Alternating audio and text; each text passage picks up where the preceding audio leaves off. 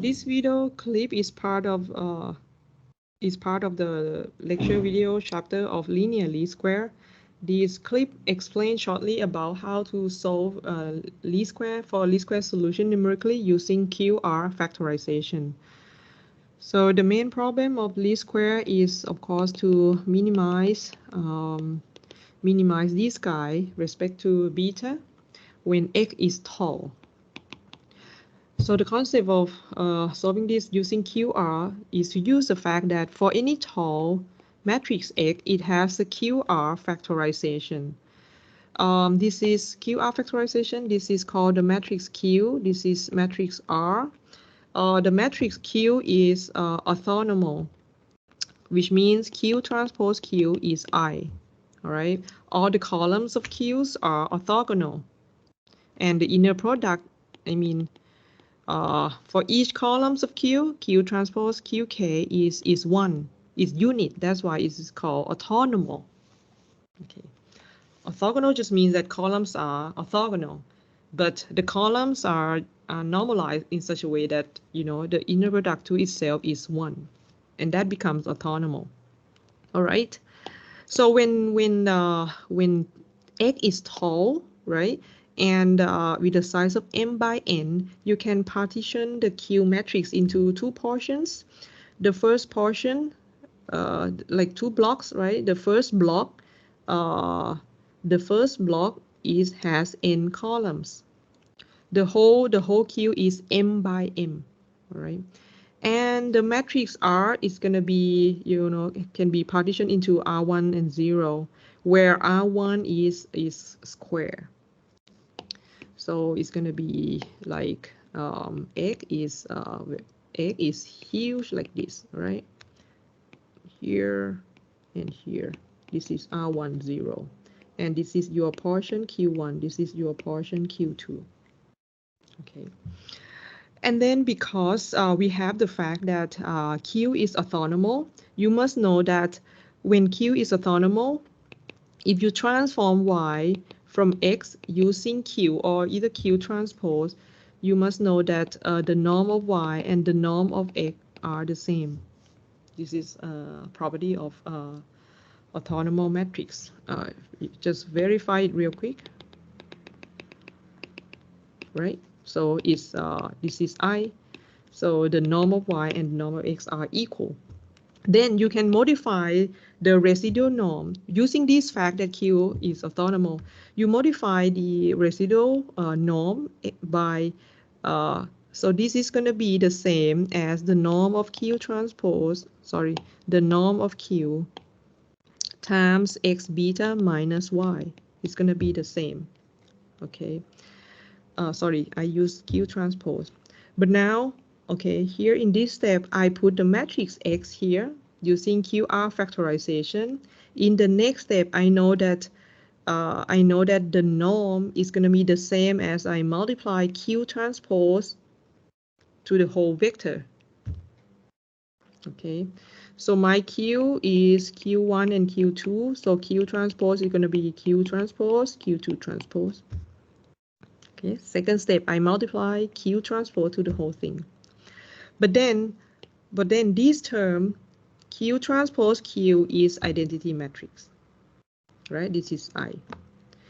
And this guy is going to be R1, 0 beta minus Q1 transpose Y, Q2 transpose Y. Okay, so I break down that simplified to this vector. R1 beta minus Q1 transpose Y minus Q2 transpose Y. And because the norm of, if you have an augment of two vectors, like concatenation of two vectors, the two norm is going to be the norm square of X plus the norm square of Z. So the norm square of this guy is the norm square of the first portion plus the second block.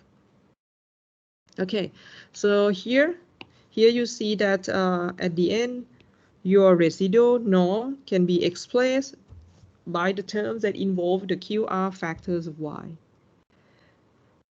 our original problem is, of course, to pick beta that minimize these residual vector. How are you going to minimize these sum of two vectors? Please notice that this term doesn't involve with beta anymore, which means this term is constant. So now you can just pick beta to minimize the first term. And that is, of course, R1 is square upper triangular invertible. The reason why it is invertible, it becomes, it comes back to the QR factorization property. Any tall x is m by n, all right? So, of course, beta is going to be R1 inverse Q1 transpose Y. All right, that is the least square solution obtained by the QR factorization. And then if you, of course, if you choose it this way, these terms go to zero. These terms go to zero. And that's going to be the latter term, the second term is going to be the residual error after you minimize with the choice of least square solution. Okay, so the residual with the optimum B, if you just plug in the expression and everything, it's going to be minus Q2 transpose Y. Okay, so in terms of QR factorization, there's some nice property that you can conclude. Okay, when X is, of course, factorized into R1 and 0, okay, Q1 transpose give the projection on the range of X. Because now if we refer to the projection matrix, all right, recall from this slide, P is the projection matrix that maps Y onto the range of X, okay? So if you just express P with X like this, and you just put the expression of QR factorization, X equals Q1 R1, all right? Just put into this expression, expand everything. It turns out to be Q1 transpose. Okay, so that's why, I mean, your projection matrix is actually given by Q1 transpose. So Q1 transpose give the projection on range of X. Of course, we have this concept of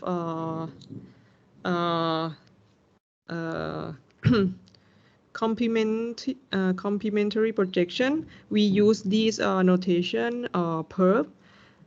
Subspace range of X perp, it means that it is a set of Y where Y is orthogonal to X for all X in the range of X. Okay, so suppose you have subspace R of X here. Any vectors that is orthogonal to any vectors for all vectors in R in range of X is called that the range of X per perpendicular. Okay, we can say that, okay, of course, any vectors Y can be decomposed as Py plus I minus Py. Okay, so just like in R2, you have a vector Y, right? So you can project it into two vectors, two components along the standard unit vectors, right? So like Y equals Y1 and Y2 can be decomposed as Y1 0 plus 0 Y2, project into these two directions. So then we can generalize this concept that, okay, your Y decomposed as the component lies on the range of X, which is given by Py plus the rest. plus I minus P times Y. So then I call this guy, this call like P perp. This is a notation called, this is the projection matrix that projected into the range of X perp.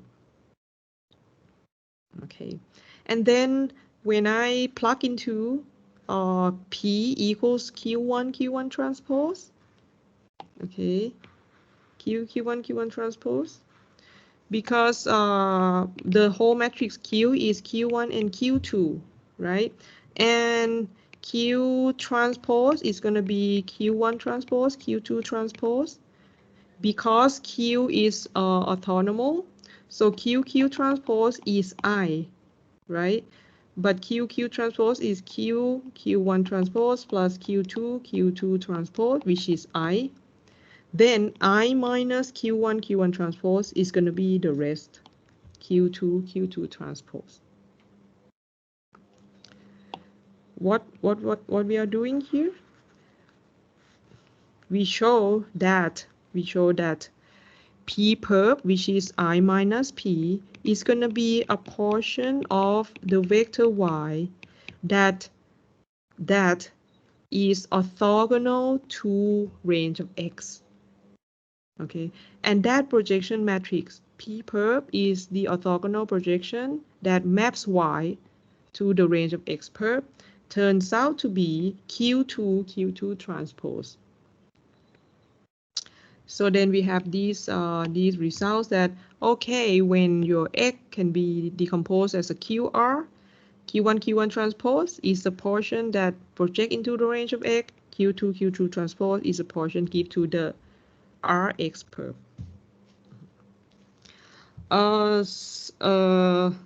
The library package used in solving the numerical software actually based on this QR factorization.